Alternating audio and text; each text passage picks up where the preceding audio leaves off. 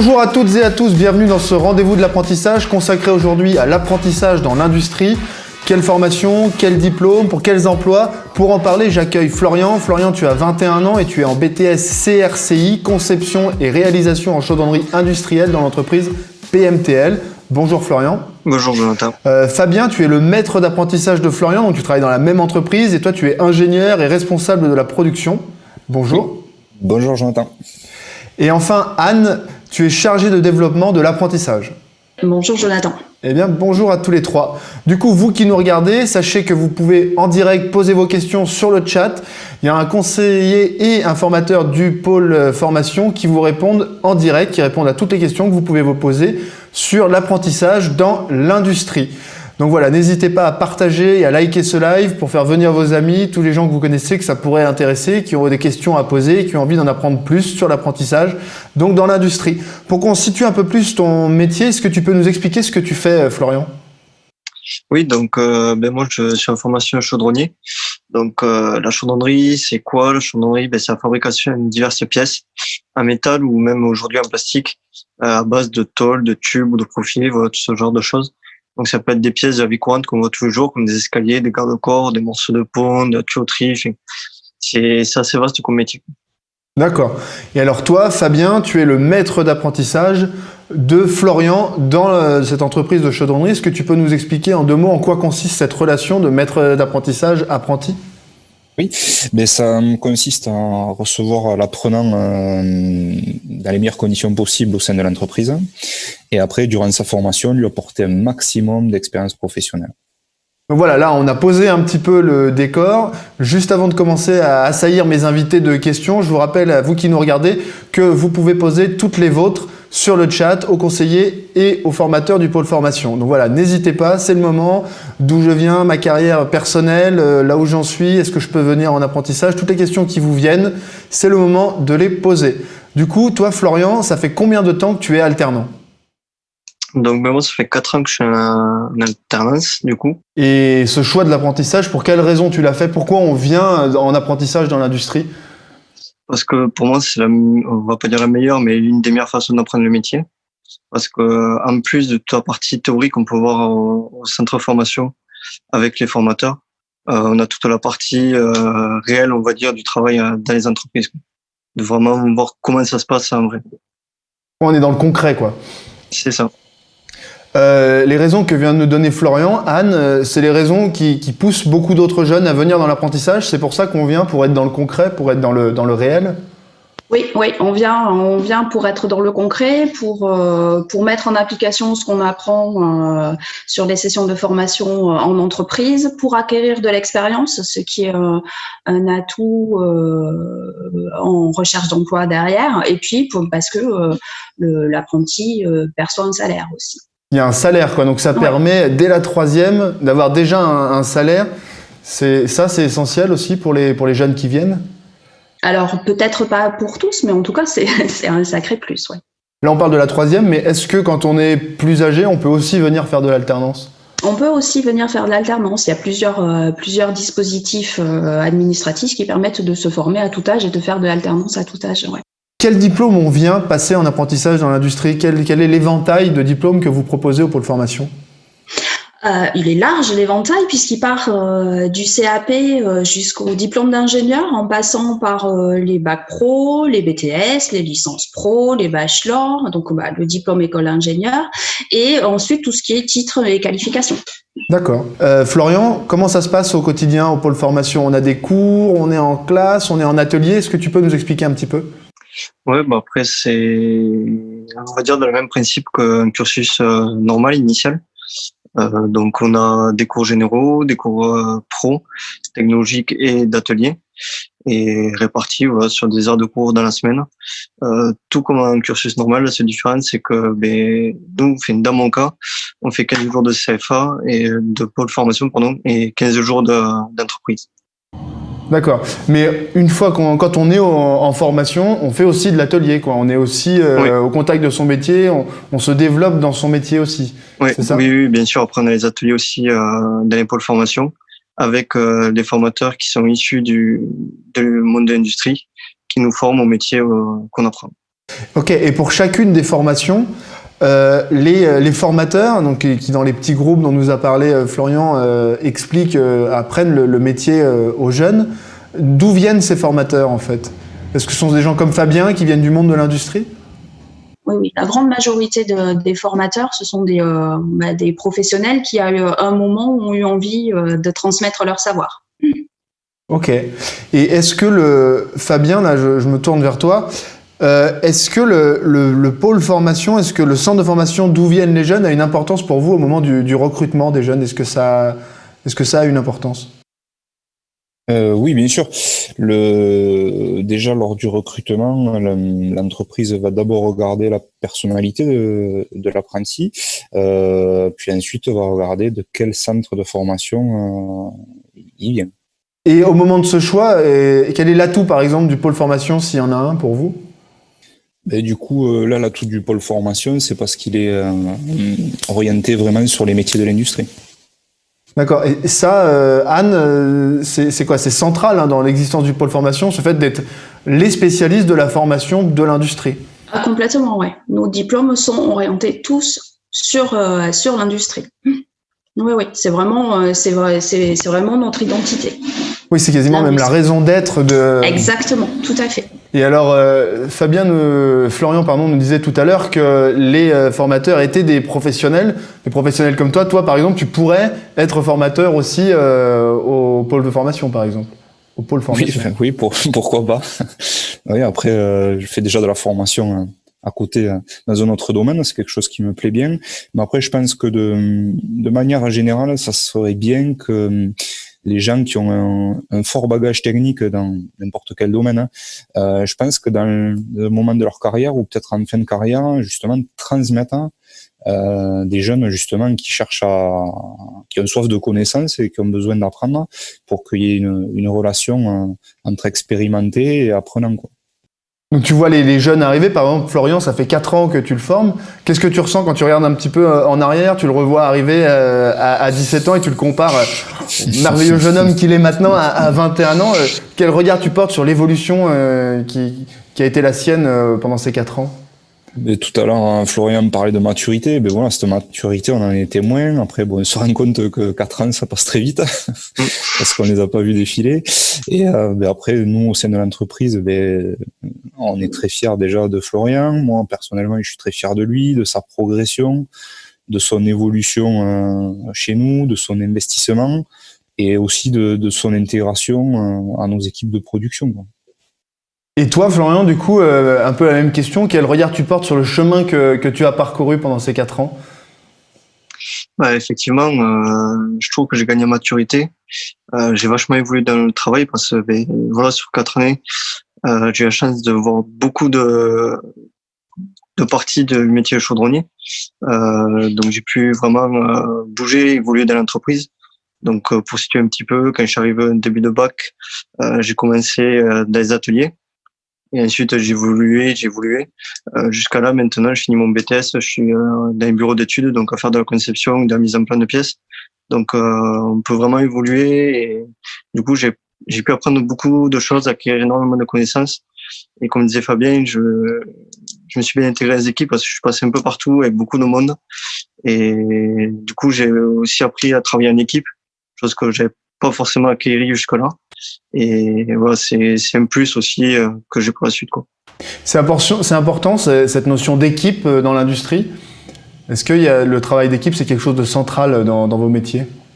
Je dirais que oui, parce que du coup, dans notre cas, sur la fabrication d'une pièce, c'est pas une personne qui a fabriqué une pièce de A à Z.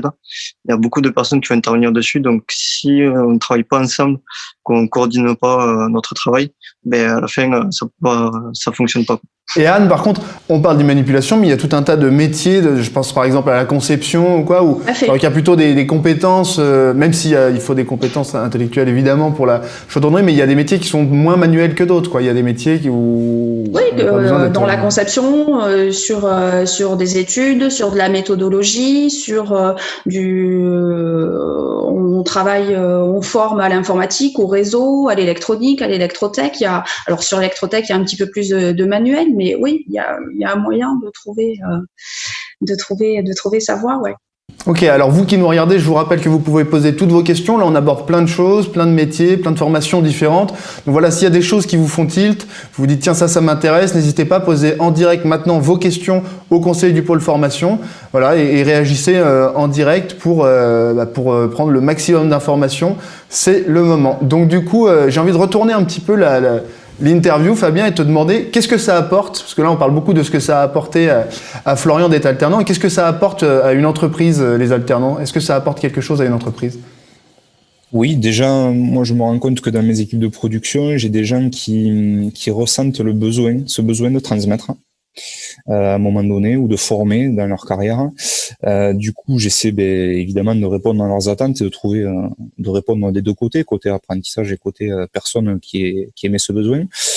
Et après, je trouve aussi que la présence d'apprentis dans nos équipes de production, c'est très positif parce que tout le monde dans nos équipes, même si ça va pas être en lien direct avec le parcours de l'apprenant, a toujours quelque chose à apprendre à un apprenti sur le plan technique, sur le plan humain. Et là, tu parles d'humanité, c'est quelque chose, en fait, on en parle depuis le début, dans ce rapport d'équipe, dans ce rapport d'apprenti alternant, c'est quelque chose en fait, on a des rapports profondément humains dans le monde de l'industrie. Florian, ça, tu le ressens au quotidien, ce côté humain, équipe est-ce que c'est quelque chose de prégnant pour toi? Oui, bien sûr, on le ressent. C'est comme je disais tout à l'heure en début d'interview. Sur tous les postes sur lesquels j'ai pu aller, j'ai été très bien accueilli. Les personnes ont su très bien me guider, ont pris le temps de vraiment m'expliquer leur travail, m'expliquer comment faire, pourquoi on fait comme ça et pas autrement, tout ça. C'est un point qui est très important. Pour rebondir là-dessus, nous aussi, dans l'apprentissage, dans le cursus de Florian, par exemple, ils sont en train de façonner des pièces. Donc, même quand ils participent avec quelqu'un à cette réalisation technique, à la fin, il y a le partage de l'avoir fait et il y a aussi un peu la fierté de ce qu'on a produit. Et ça, c'est gratifiant des deux parties, je pense. Même Florian a dû reprendre sur certaines réalisations ce plus, quoi. Ouais, c'est toujours agréable d'avoir accompli quelque chose en équipe et à la fin d'être face à ce qu'on a accompli, de voir l'ouvrage terminé. On imagine bien ce qu'on... La satisfaction. Exactement. Et du coup, là, il y a des jeunes qui commencent peut-être à être séduits, qui se disent moi aussi, j'aimerais rencontrer des gens qui ont envie de m'apprendre quelque chose. Moi aussi, j'ai envie d'apprendre des choses. Comment est-ce que toi, tu l'as trouvé, ton entreprise, Florian? Donc moi, c'était du bouche à oreille, donc dans le réseau familial.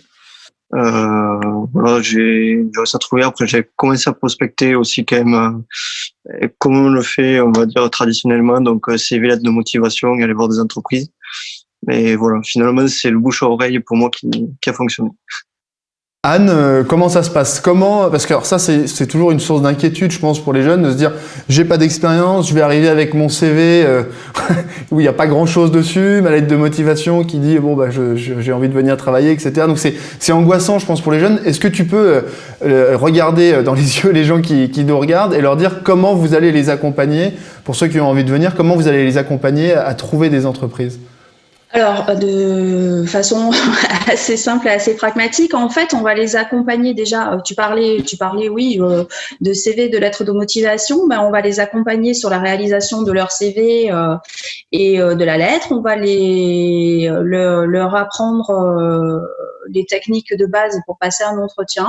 On va les familiariser avec le vocabulaire de l'entreprise et puis ensuite on va faire en sorte de les aider à trouver une entreprise. Alors là, on a plusieurs vecteurs possibles. On a déjà, nous, des entreprises partenaires qui cherchent des jeunes, donc on va les mettre en relation en fonction du profil et de la demande de l'entreprise. Et puis on va aussi, comme dit Florian, les inciter à en parler autour d'eux, parce que le vecteur bouche à oreille et le vecteur personnel marche bien, et puis on va leur apprendre à travailler comme des grands et aller cibler des entreprises et aller faire leurs propres recherches. Mais ils sont pas tout seuls, on est là. Du coup, Fabien, puisqu'on a la chance de t'avoir, est-ce que tu peux aussi dire aux jeunes qui nous regardent, si vous cherchez du monde, on n'a pas besoin forcément de connaître quelqu'un chez vous pour être embauché. Est-ce qu'on peut envoyer les CV et est-ce que du coup on sera rappelé? Comment ça se passe d'une manière générale?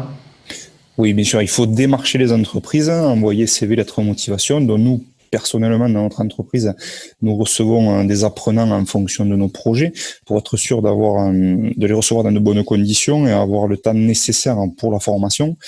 Mais ensuite, souvent les entreprises ont du mal à répondre peut-être rapidement à la sollicitation de l'apprenant. Il faut pas hésiter à relancer derrière. Ouais, il faut bien se dire que c'est pas inutile d'envoyer ses CV, ses lettres de motivation. Pas du tout. Ça marche et c'est comme ça même que la plupart du temps on est recruté, j'imagine. Exactement. Et ne pas interpréter, de pas avoir de réponse. Justement, être acteur et relancer l'entreprise.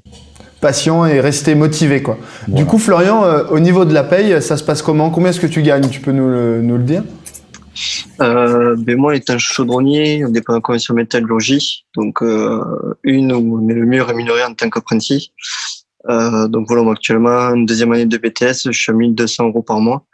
Et quand j'ai commencé le bac, j'étais du coup mineur, j'avais encore 17 ans, j'étais aux alentours de 600 € par mois. Ça, la rémunération de Florian, Anne, c'est dans la norme? Comment est-ce que ça se passe? Comment c'est calculé, sans rentrer trop dans les détails? Alors, en fait, d'abord, la convention collective de la métallurgie, c'est quand même une convention qui est plutôt avantageuse en termes de salaire. La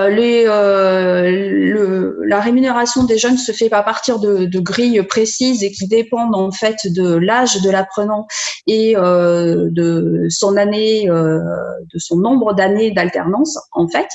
Ce sont des salaires qui sont calculés en fonction de pourcentage du SMIC. Je te parle de minimum, parce qu'après, chaque entreprise est libre de rémunérer son salarié de la manière qu'il souhaite. Mais c'est, on va dire, entre 400 € quelqu'un qui est mineur et en première année d'apprentissage jusqu'à aux alentours de 1 200 pour quelqu'un qui a moins de 26 ans. Et puis après, quand on dépasse 26 ans, on rentre on est rémunéré à 100% du SMIC. D'accord. Et du coup, Florian, quand on a un vrai salaire, quand on a 17 ans et qu'on est passionné de mécanique, j'imagine que c'est sympa, non? Ouais, c'est plutôt sympa, on va dire que ça aide bien pour ma passion. Voilà, après, on va dire ça dépend de chacun. Moi, j'ai la chance d'avoir le pôle formation et l'entreprise qui n'était pas très loin de chez mes parents. Et du coup, j'ai pas eu besoin de prendre un hébergement non plus. Voilà, après, ça dépend vraiment des situations. Et après, dans le cas où on peut être amené à prendre un hébergement, et du coup, ça nous aide pour vivre, tout simplement. Pour revenir un petit peu dans l'industrie au sens propre, Florian, les jeunes qui nous regardent n'ont peut-être pas une idée très définie de ce que c'est que l'industrie, c'est quelque chose peut-être d'encore un peu vague pour eux. Comment c'est, toi qui le vis au quotidien depuis 4 ans, comment c'est le monde de l'industrie, comment c'est travailler dans l'industrie tous les jours? Moi, pour ma part, je trouve ça génial. Parce que moi, je vois comme ça, c'est des métiers assez concrets.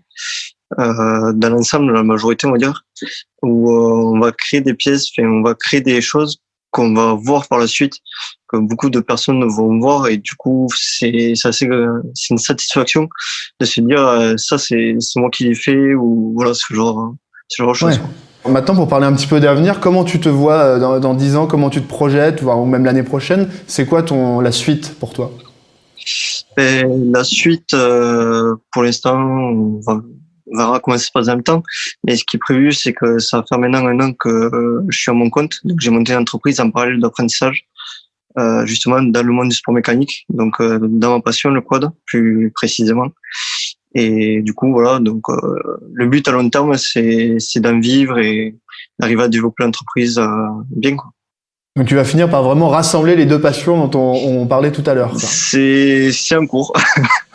Et du coup, pour toi, ça serait un but, une fois que, je te le souhaite, ta société fonctionnera, de prendre aussi un alternant et, comme disait Fabien, de toi aussi d'avoir cette envie de transmettre. Ça serait quelque chose qui te... Oui, oui, moi, complètement.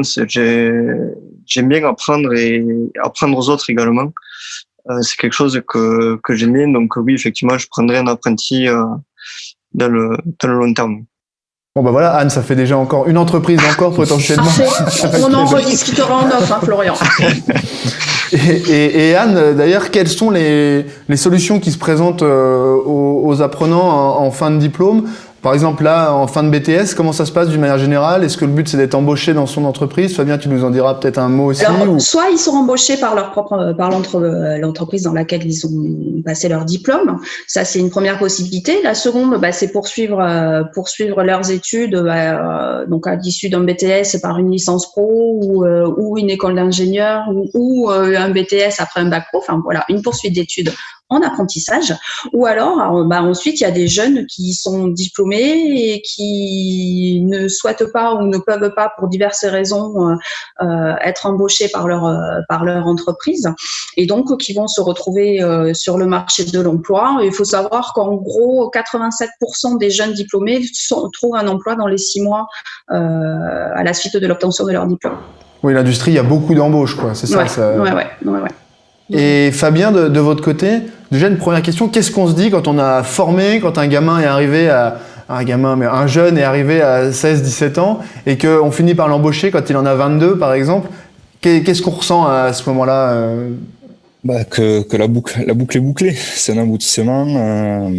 Après, nous, ce qui est bien pour nous, c'est de voir qu'à la fin du cursus, la personne est épanouie, a emmagasiné un bon bagage technique, et après, qui s'épanouisse chez nous ou dans une autre entreprise. Après, c'est au choix personnel de l'apprenant.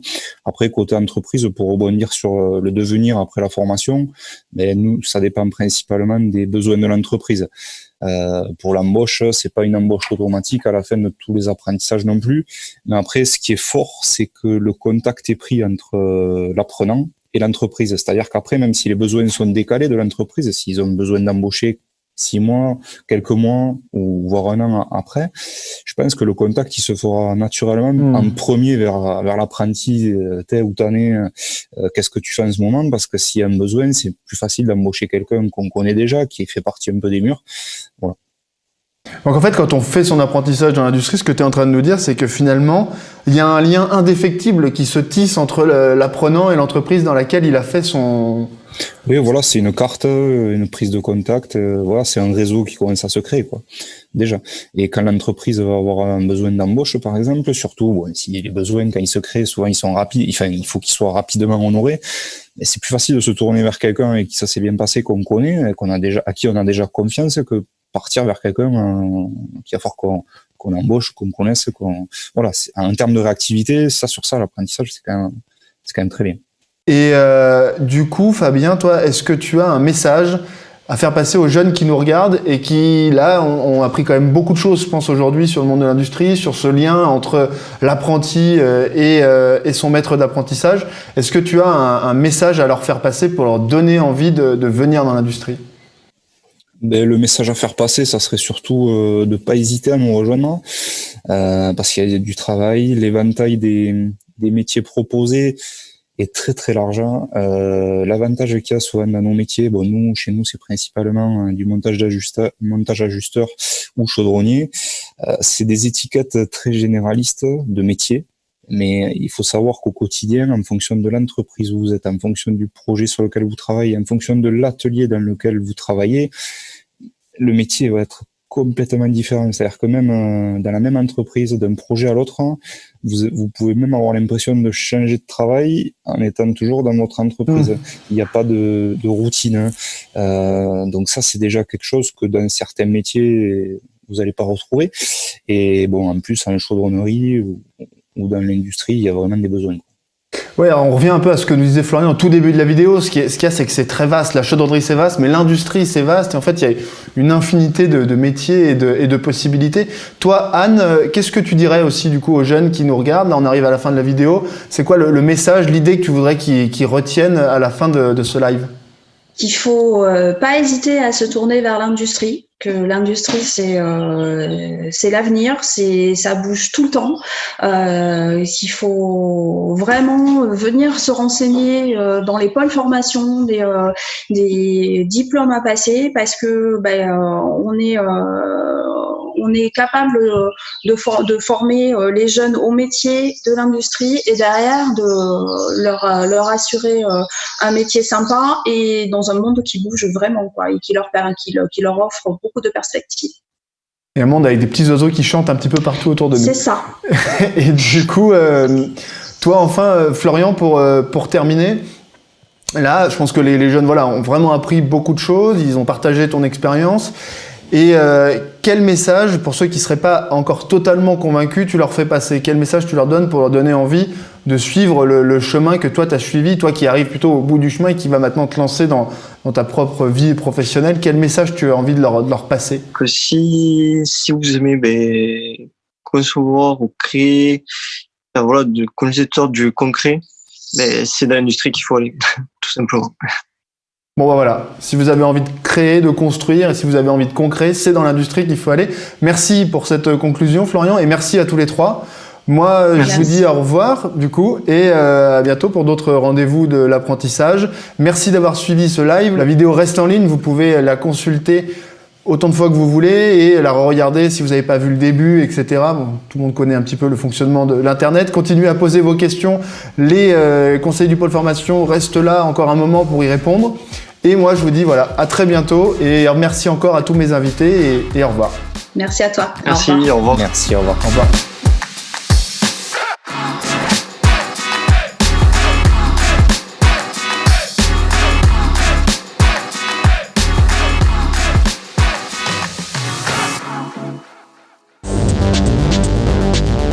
Faire quelque chose de concret.